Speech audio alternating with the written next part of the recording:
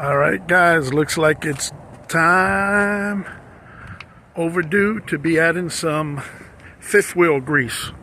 Very, very important. So when you're turning, there's less friction there, especially when you're backing up. Believe it or not, this can cause your steering wheel to lock up a little bit, making it real difficult to maneuver. So you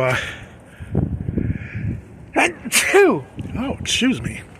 You definitely want to make sure it's well lubed. Try not to over lube, because any of excess that drops off and stuff, I heard, believe it or not, it could be a DOT violation. So this is the before.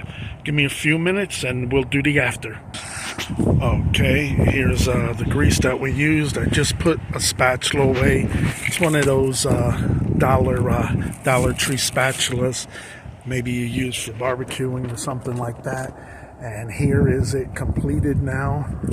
Again, you want to be a little bit generous, but not too generous. And you want to just coat it as much as you can, so you don't leave no dry spot areas where that friction can happen and just wear things down. And like I said earlier, this will help the steering, especially when you're backing up, a lot easier, okay? Be safe.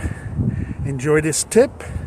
Save yourself some money and wear and tear, because it's a pain in your ass when you have to drop the trailer just for this. I happen to be at a receiver that needed the trailer drop, so I'm just taking advantage of the opportunity. God bless, be safe, and have a DOT-free day.